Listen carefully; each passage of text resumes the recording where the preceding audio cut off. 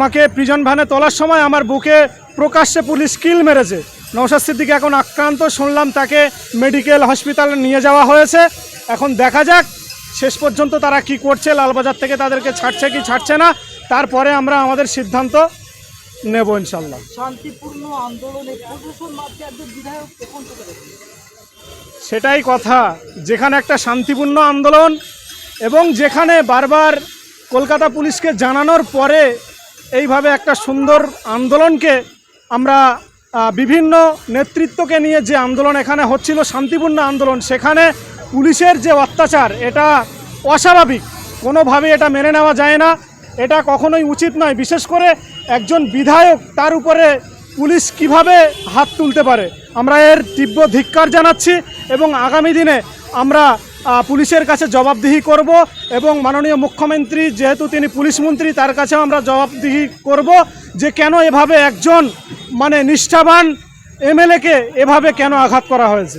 এরপরেও কি এই ধর্ণা মঞ্চ অর্থাৎ এই যে একটা ওয়াকাব আন্দোলন এরপরেও কি আপনারা করবেন? অবশ্যই করব।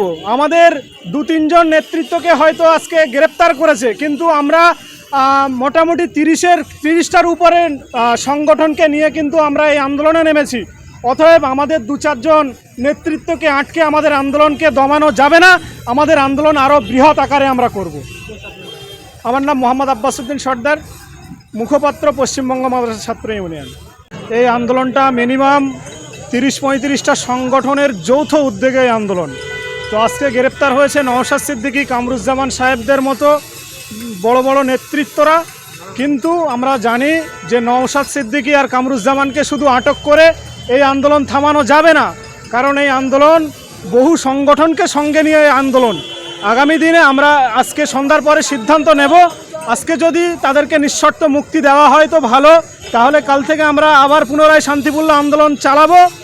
আর যদি আমাদের নেতৃত্বদেরকে যদি নিঃশর্ত মুক্তি না দেওয়া হয়, তাহলে কিন্তু আশা করব আমরা আজকে আলোচনা করে সিদ্ধান্ত নেব, কালকে থেকে কলকাতার বুকে আমরা কলকাতা অবরুদ্ধ করব, ধর্মতলার মতো জায়গাকে আমরা অবরুদ্ধ করে আমরা আন্দোলন কিন্তু আরও বৃহৎ আকারে পুরো পশ্চিমবঙ্গের কোণে কোণে ছড়িয়ে দেবো। ইতিমধ্যেই সিভিক পুলিশের হাতে আক্রান্ত হয়েছে নওশাদ সিদ্দিকী, সূত্র মারফত কেন, নওশাদ সিদ্দিকী তো পরিষ্কারভাবে মিডিয়াতে জানিয়ে দিলেন যে আমাকে পুলিশ আমার বুকে ইভেন এই মমতা বন্দ্যোপাধ্যায় তিনি যখন আন্দোলন করেন, তিনি যখন কোনো কিছুর প্রতিবাদ করেন, তখন এই কলকাতা পুলিশ বা এই পশ্চিমবঙ্গ পুলিশ তারা তাদের ফুল প্রোটেকশান দিয়ে আন্দোলন করায়। আজকে আমরা কনস্টিটিউশন প্রোটেকশন ফোরামের পক্ষ থেকে বেশ কিছু সংগঠনের যৌথ উদ্যোগে আজকে ধর্ণা মঞ্চের ডাক দিই এবং টিপু সুলতান মসজিদ থেকে শুরু করে আমরা যখন মেট্রো চ্যানেলের ক্রসিংয়ে পৌঁছাই বা ওখান থেকে আমাদের টিপু সুলতান মসজিদ থেকে আমাদের সাথে ধস্তাধস্তি শুরু হয়, আমাদের যেতে দেবে না, এবং মেট্রো চ্যানেলের ওখানে পৌঁছানোর পরেই আমাদের বিধায়ককে বিভিন্ন পুলিশ অফিসার দ্বারা আক্রান্ত করা হয় এবং আরও অসংখ্য যারা সদস্য ছিল, কর্মী ছিল, তাদেরকে আক্রমণ করে। এই পুলিশ মন্ত্রী বা মমতা বন্দ্যোপাধ্যায় যিনি কলকাতাকে নিজের মনে করে, আজকে আমরা সাধারণ মানুষ এবং পশ্চিমবঙ্গের সচেতন মানুষ আমরা কথা দিয়ে যাচ্ছি, এই মমতা বন্দ্যোপাধ্যায়ের মাটি যদি পশ্চিমবঙ্গের মাটি হয়ে থাকে, আপনার মাটিতে দাঁড়িয়ে, আপনার শহরে দাঁড়িয়ে আগামী দিনে বৃহত্তর আন্দোলন হবে এবং এই ধর্ণা মঞ্চ হবেই হবে, আপনার শহরেই হবে, আপনার সিটিতে হবে, ওই এসপ্ল্যানেডে হবে। একেবারে লালবাজারের সামনে যারা আইএসএর সমর্থক এবং বিভিন্ন সংগঠনের যারা সমর্থক রয়েছে, তারা নওশাদ সিদ্দিকী নিঃশর্তে মুক্তির দাবিতে এখানে একাধিক করছিল, পুলিশ প্রশাসন ছত্রভঙ্গ করতে পারে। পুলিশের কাছে আমাদের এখন পর্যন্ত যে দাবি গিয়েছে, আপনারা ওই যে ধর্ণা মঞ্চ থেকে ওখান থেকে যাদেরকে ডিটেন করেছেন, গ্রেপ্তার করেছেন, তাদের একটা পরিসংখ্যান আমাদের দিন, কতজনকে ডিটেন করেছেন, কতজনকে গ্রেপ্তার করেছেন। পুলিশ এখন পর্যন্ত কোনো কংক্রিট আপনার পরিসংখ্যান দিতে পারেনি, কোনো কংক্রিট সংখ্যা দিতে পারেনি যে কতজন গ্রেপ্তার হয়েছে, কতজনকে ডিটেন করা হয়েছে, এখনও পর্যন্ত পুলিশ দিতে পারেনি। আমরা এখানে আছি যতক্ষণ পর্যন্ত না আইএসএফের বিধায়ক নওশাদ সিদ্দিকী সহ বেশ কিছু সংখ্যালঘু উপর মহলের নেতৃত্ব তাদেরকে আটক করেছে, তাদেরকে যতক্ষণ পর্যন্ত না নিঃশর্ত মুক্তি দেবে আমাদের অবস্থান এই লালবাজারের সামনে আছে, থাকবে। আপনার নাম কি? আমার নাম শামসুদ্দিন মণ্ডল, আমি secretary Aliah university student forum. দেখুন, পুলিশ শান্তিপূর্ণ আন্দোলন, গণতান্ত্রিক আন্দোলন হচ্ছিল আমাদের। এই আন্দোলনকে নস্যাৎ করার জন্য আমাদের নেতৃত্বকে অ্যারেস্ট করেছে এবং আমরা যতটা সংবাদ পেয়েছি আমাদের এমএলএ নওশাদ সিদ্দিকীকে বুকের এইখানটায় কিল মেরেছে কোনো এক পুলিশ আধিকারিক। উনি প্রচণ্ড অসুস্থ রয়েছে এখন লালবাজারের ভিতরে। এই অপদার্থ পুলিশ যারা রেফ করে তাদেরকে পাকড়াও করতে পারে না সহজে। গণতান্ত্রিক পরিবেশে একজন বিরোধী মুখ, যিনি সর্বসময় দরিদ্র, আদিবাসী, পিছিয়ে পড়া মুসলিম মানুষের কথা বলেন, তাকে অ্যারেস্ট করতে পারে এই দলদাস পুলিশে পরিণত হয়েছে।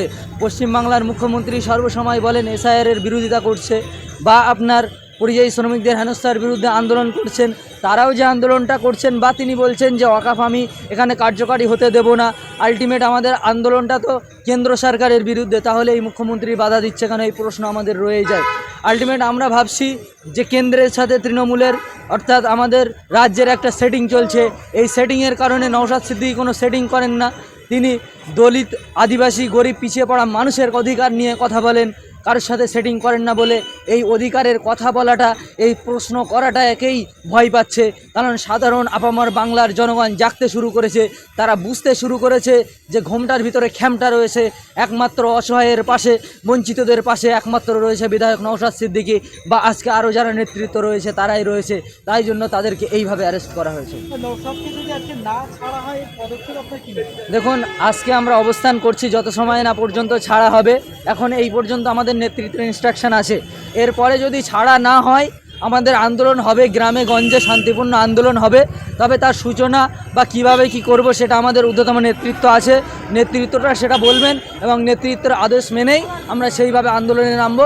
কিন্তু এই আন্দোলন পিছপা হওয়ার আন্দোলন নয়, এই আন্দোলন আমরা সামনে আরও বেড়ে যাব যতদিন না পর্যন্ত আমরা অধিকার ফিরিয়ে আনতে পারছি। সংবিধান রক্ষার যে লড়াইয়ে আমরা নেমেছি, এই লড়াই আমাদের চলতে থাকবে। এমডি আব্দুল আহিদ। দেখুন, পুলিশ শান্তিপূর্ণ আন্দোলন, গণতান্ত্রিক আন্দোলন হচ্ছিল আমাদের। এই আন্দোলনকে নস্যাৎ করার জন্য আমাদের নেতৃত্বকে অ্যারেস্ট করেছে এবং আমরা যতটা সংবাদ পেয়েছি আমাদের এমএলএ নওশাদ সিদ্দিকীকে বুকের এইখানটায় কিল মেরেছে কোনো এক পুলিশ আধিকারিক। উনি প্রচণ্ড অসুস্থ রয়েছে এখন লালবাজারের ভিতরে। এই অপদার্থ পুলিশ যারা রেফ করে তাদেরকে পাকড়াও করতে পারে না সহজে। গণতান্ত্রিক পরিবেশে একজন বিরোধী মুখ, যিনি সর্বসময় দরিদ্র, আদিবাসী, পিছিয়ে পড়া মুসলিম মানুষের কথা বলেন, তাকে অ্যারেস্ট করতে পারে এই দলদাস পুলিশে পরিণত হয়েছে। পশ্চিমবাংলার মুখ্যমন্ত্রী সর্বসময় বলেন এসআইআরের বিরোধিতা করছে বা আপনার পরিযায়ী শ্রমিকদের হেনস্থার বিরুদ্ধে আন্দোলন করছেন।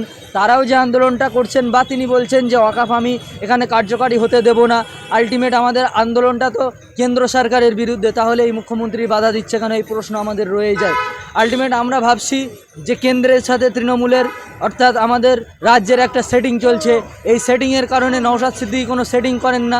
তিনি দলিত, আদিবাসী, গরিব, পিছিয়ে পড়া মানুষের অধিকার নিয়ে কথা বলেন, কারোর সাথে সেটিং করেন না বলে এই অধিকারের কথা বলাটা, এই প্রশ্ন করাটা একেই ভয় পাচ্ছে। কারণ সাধারণ আপামর বাংলার জনগণ জাগতে শুরু করেছে, তারা বুঝতে শুরু করেছে যে ঘোমটার ভিতরে খ্যামটা রয়েছে। একমাত্র অসহায়ের পাশে, বঞ্চিতদের পাশে একমাত্র রয়েছে বিধায়ক নওশাদ সিদ্দিকী বা আজকে আরও যারা নেতৃত্ব রয়েছে তারাই রয়েছে। তাই জন্য তাদেরকে এইভাবে অ্যারেস্ট করা হয়েছে। নওশাদকে যদি আজকে না ছাড়া হয়, এর পদক্ষেপ আপনার কি? দেখুন, আজকে আমরা অবস্থান করছি যত সময় না পর্যন্ত ছাড়া হবে। এখন এই পর্যন্ত আমাদের নেতৃত্বের ইনস্ট্রাকশন আছে।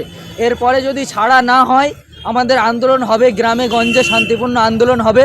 তবে তার সূচনা বা কিভাবে কি করব সেটা আমাদের ঊর্ধ্বতম নেতৃত্ব আছে, নেতৃত্বটা সেটা বলবেন এবং নেতৃত্বের আদেশ মেনেই আমরা সেইভাবে আন্দোলনে নামবো। কিন্তু এই আন্দোলন পিছপা হওয়ার আন্দোলন নয়, এই আন্দোলন আমরা সামনে আরও বেড়ে যাব যতদিন না পর্যন্ত আমরা অধিকার ফিরিয়ে আনতে পারছি। সংবিধান রক্ষার যে লড়াইয়ে আমরা নেমেছি, এই লড়াই আমাদের চলতে থাকবে। এমডি আব্দুল আহিদ।